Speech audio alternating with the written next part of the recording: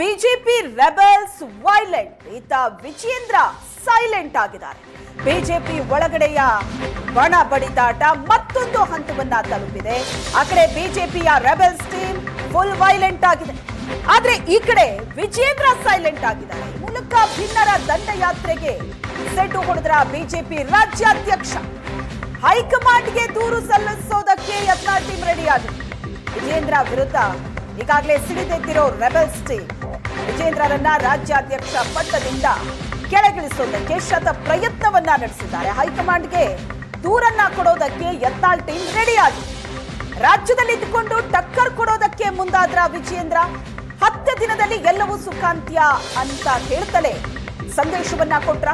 ತೀವ್ರ ಕುತೂಹಲ ಕೆರಳಿಸಿದೆ ಕೇಸರಿ ನಾಯಕರ ಆಟ. ಭಿನ್ನರ ದಂಡಯಾತ್ರೆಗೆ ಬಿಜೆಪಿ ರಾಜ್ಯಾಧ್ಯಕ್ಷರು ಕೊಟ್ಟಿರುವಂತಹ ಟಕ್ಕರ್ ಇದು.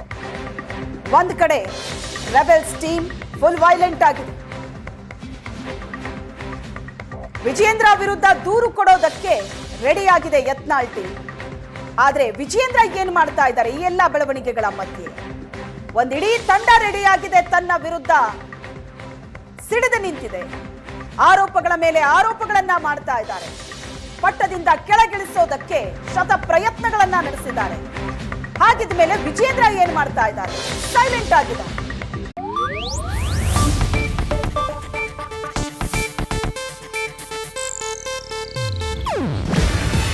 ಇದು ಏಷ್ಯಾನೆಟ್ ನ್ಯೂಸ್ ನೆಟ್ವರ್ಕ್ ಪ್ರಸ್ತುತಿ. ನೀವು ನೋಡ್ತಿದ್ದೀರಾ ಏಷ್ಯಾನೆಟ್ ಸುವರ್ಣ ನ್ಯೂಸ್.